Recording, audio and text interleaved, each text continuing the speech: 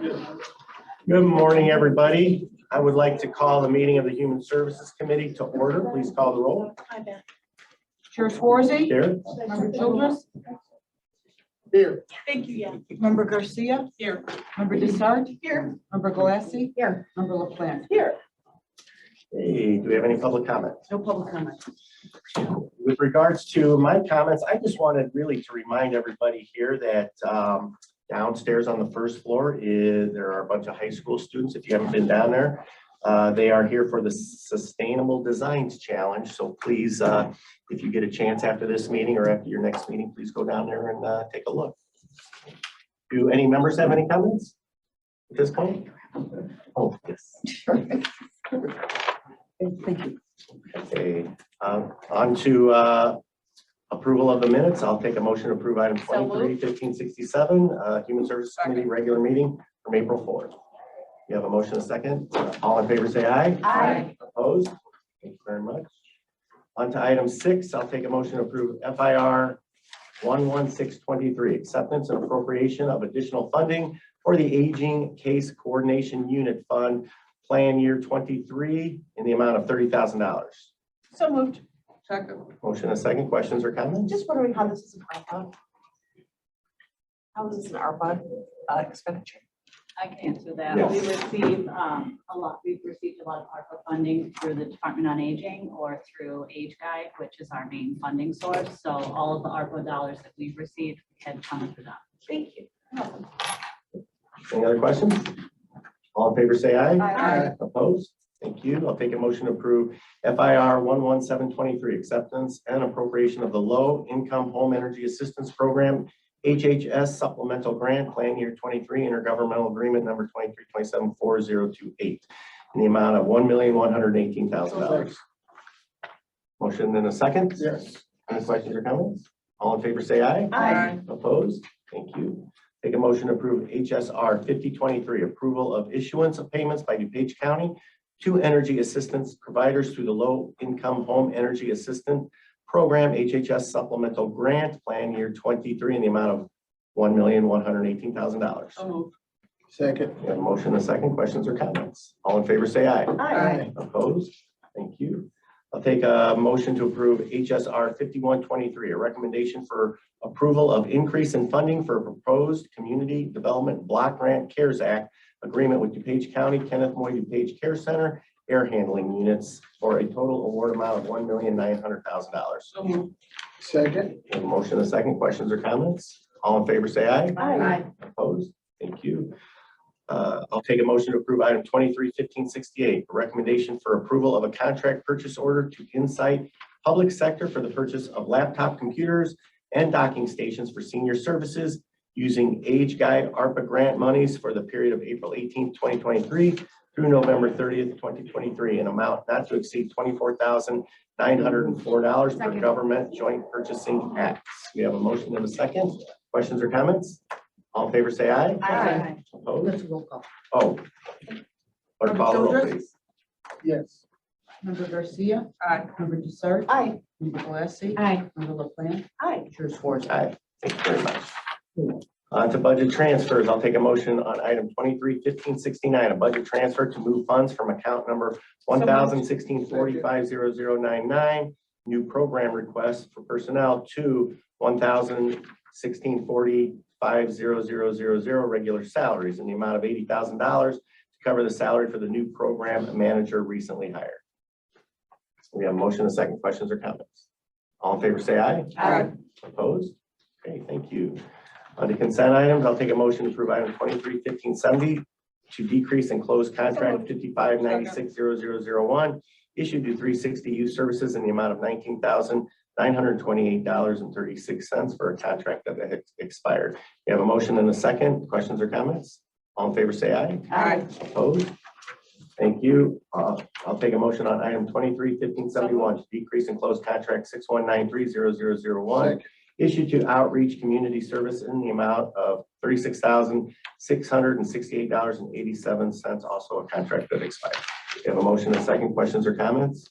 All in favor say aye. Aye. Opposed? Thank you, everybody. On to residency waivers. We do have one residency waiver, so Janelle Chadwick. Good morning, everyone. Good morning. We have a residency waiver. There are currently 29 beds available at the care center. 4 have already been offered to DuPage County residents, so there will be no DuPage County residents being displaced by this applicant. This applicant has family that has lived in DuPage County for many years and also has a family member that's lived at the care center for a period of years. So they are looking to place this person so that they can see 2 people at once. So we're pretty excited about that. Well, I would like to make a motion to allow this person to be able to live at the care center. Second. The motion is second. Questions or comments for Janelle? All in favor, say aye. Aye. Opposed? All right, thank you. Quick and easy, thank you, Janelle. Actually, yes, DuPage Care Center update. All right. Unfortunately, we're still in outbreak. We keep having these singular cases that cause us to go into outbreak. We have 1 unit that should come off quarantine today once we get the PCR lab results back. So that's an ongoing issue for us, but we're going to be able to accept admissions. So we accept admissions in between our outbreaks as anytime we're able. The construction, everything's been received by the Certificate of Need Office with the Illinois Department of Public Health and I forget what the Facilities Planning Review Board. So they've received everything and it's all ready to go before their approval quarterly process in June. So that's all complete on our end. And the last thing I want to share is today we put out an email that we are distributing the second of 3 hero pay disbursements to the staff for 2023. The amount is $559. And as a reminder, this funds come from Health and Family Services under ARPA, and we use 35% towards COVID expenses like PPE, and the other 65 we do towards staff in these hero pay installments. So the staff are through. It is great. Great. That's all. How'd you come up with 559? You take it. It's. When at 560? I know it's actually 559.01, but we down to the pennies. So you take the amount we're dispersed. It's never the same amount. We take 65% divided by the number of staff on that That's particular. wonderful. Thank you. Any other questions for Janelle? Thank you very much. Thank you. Appreciate it. On to our community services update. Is that Gina presenting? No, nothing today. Okay. Does anyone have any questions for our community services staff? She should be happy to answer any questions if anybody has it. Okay. On to old business. We have a presentation for our small nonprofit ARPA application portal. Oh, okay. It's Mary Catherine's going to present that. In Mary Keating's absence, I agreed to come in and give a 2-minute presentation. This is what I call showing my work. And just to let you guys know that, yeah, Mary's still working on it. We're supporting her in the background. Gerald is going to help with some of the applications on the back end. He's on the ARPA team with me. But I want to take credit for this because I got to come and do the presentation. But most of the work for this was actually done by Rhonda Breyer and our IT team. Where they're a little bit setting up a portal is become a bit old hat with us. So that's one thing we have experience. We did this for CARES, we did it for LARPA, and so we were able to get it, I think, up and running and working. I just want to scroll through the questions. Mary Keating put these together and she's on vacation today, so I really apologize that probably not in a position to take really questions about it, but this is the draft that she put together. So if maybe Joe Hamlin can kind of scroll through it, it's only 2 pages long. I'm a bit visually impaired, so contact information, project information. It says project, but you know, it means program or project, whether it's going to be, you know, helping teens or, you know, or doing something more concrete. So yeah, here's what the questions look like. Budget, you know, with all projects like this, we're hoping to get some additional budget support from local or from the organization themselves. And then there are some supporting attachments at the end. So relatively straightforward is what Mary's envisioned. And again, just here to tell you, this step is done. So we're getting 1 step closer to rolling it out. Yes. Thank you, Chair. The word, you mentioned it, but the word project is a little head scratching to me. I assumed that this was, I'm very excited about this program. Let me start there. But I assume that this was money to be distributed or to support like nonprofits that are already like up and running and have some kind of structure behind them. And to me, project sounds more like a, Which is exactly what Cheryl said to me yesterday when she looked at it. So the intent is project / program.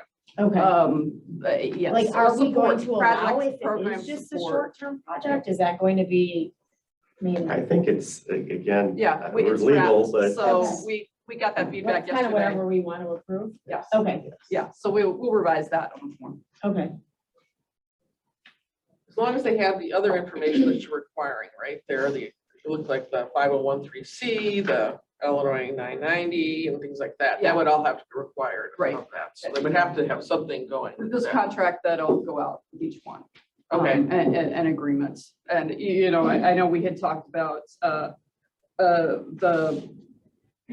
well, you know, less than 300, under, you know, 501c3, under $300,000 revenue and under $25,000. That's sort of the general parameters we talked about before. So that'll be in the agreement. Is there any estimate of the date of when this portal will be up and running? I'm gonna defer to Mary Keating, who's not here. I think, I don't know for sure, if I don't believe this needs to come to our, I think we decide here Yeah. if this is, if we're happy with this.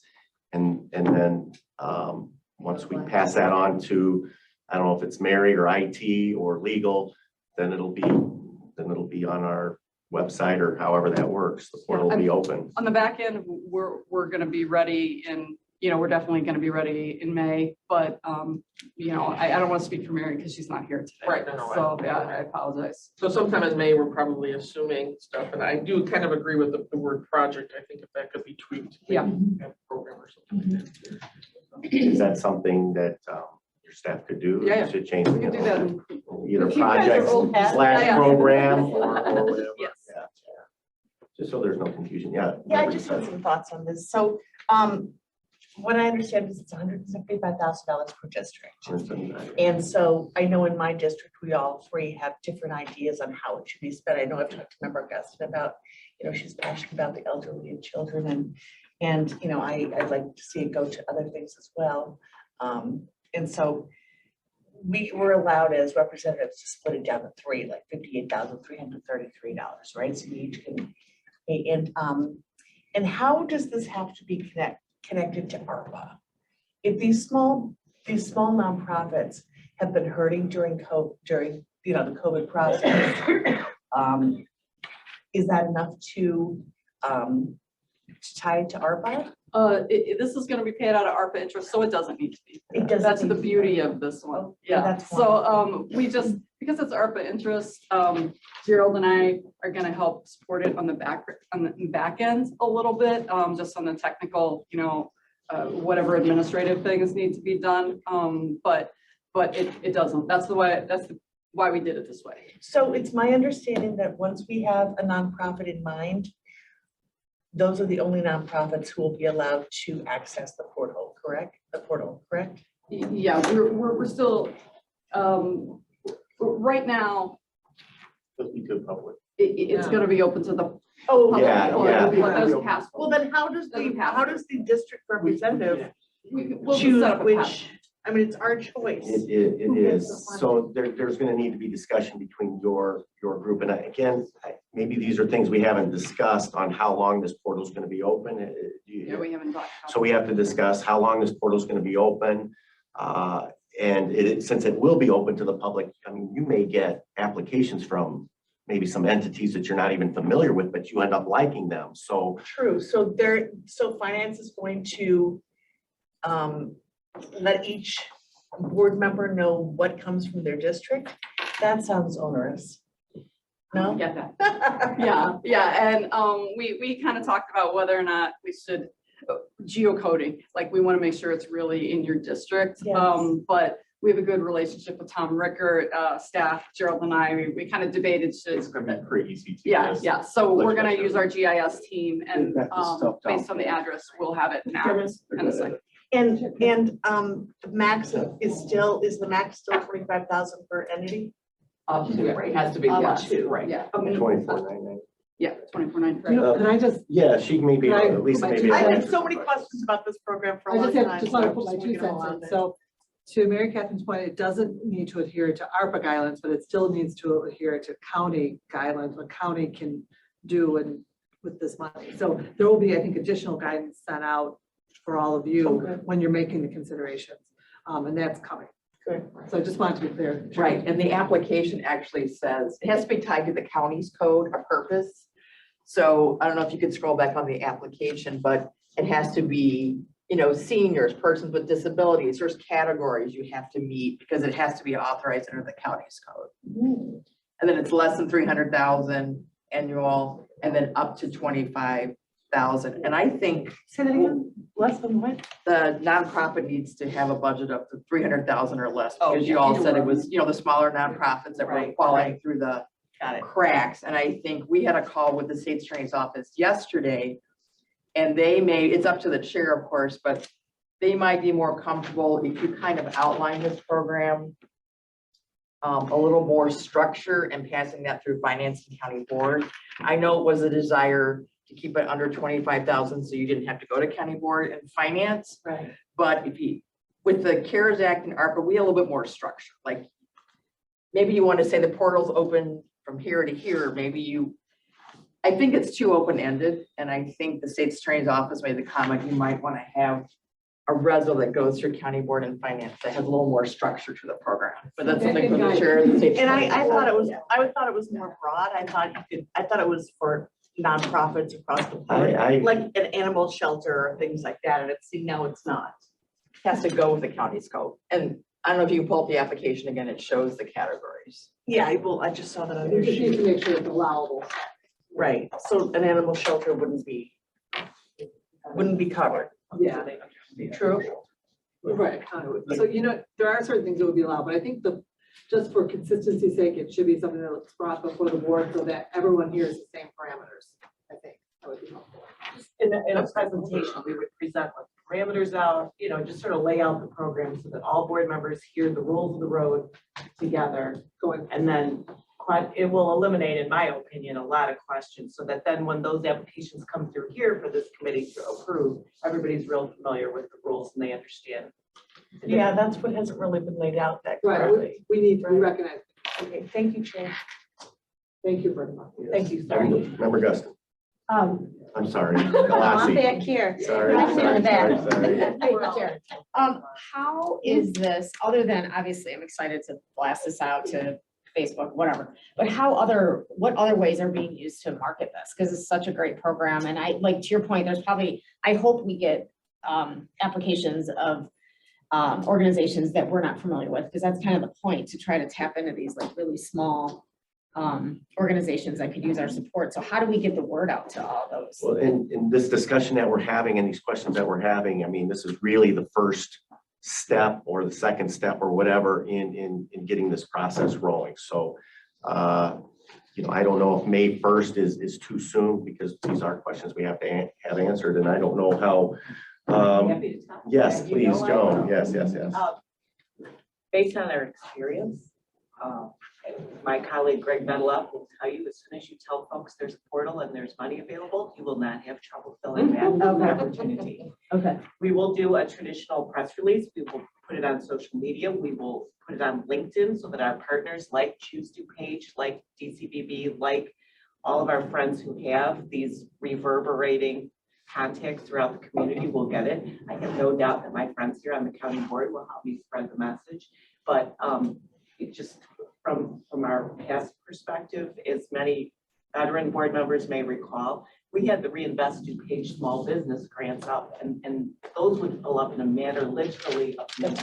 Okay. So I don't think the problem is going to be getting the word out. I think the problem for you all is going to be making the decisions, because you will have so many applications. Okay, great, thank you. Yeah. I would just add that the community services has a database, a very large database of all the 501c3s. So I know, you know, Mary had a number of steps. Again, sorry, she's not here today, but she had a number of blasts that she will send out to, that's targeted to this, that's really targeted to this group. And if I may say additionally, we have a partnership called Talk DuPage, which communicates, and all of our news releases go to all of our municipalities and our municipal communicators as well. So we have the power of the municipalities.